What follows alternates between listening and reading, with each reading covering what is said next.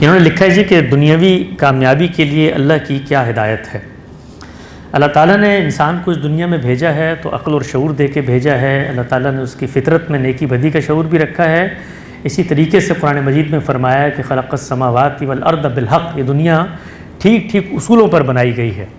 اس کائنات کے اندر ترقی کے کچھ بنیادی اصول ہیں۔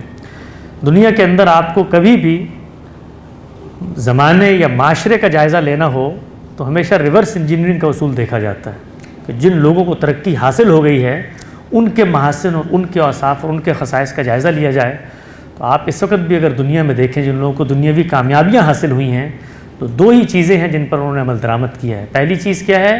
علم میں برتری، یعنی آپ علم کی فضا پیدا کرتے ہیں، علم کو پروان چڑھاتے ہیں۔ علم جو ہے وہ تقلید کا مخالف ہے۔ علم ہمیشہ پیدا ہوتا ہے کرٹیکل تھنکنگ سے، علم پیدا ہوتا ہے تجزیاتی طور پر لوگوں کو ابھارنے سے۔ یہ ایک رویے کا نام ہے، جو معاشرے اس رویے کو پیدا کرتے ہیں وہیں پر سائنسی ترقی بھی ہوتی ہے۔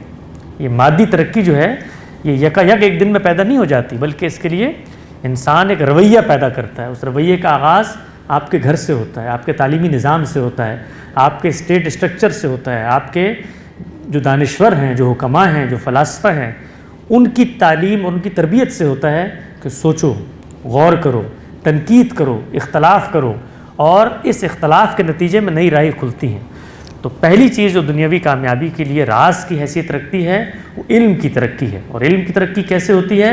جب آپ تنقید کو برداشت کرنے والا معاشرہ پیدا کرتے ہیں۔ یہ جو کچھ آپ کو آج ترقی نظر آ رہی ہے یہ اسی اختلاف کا نتیجہ ہے، اسی اختلاف سے انسانیت یہاں پہنچی ہے۔ اور دوسری چیز کیا ہے؟ اخلاق میں برتری۔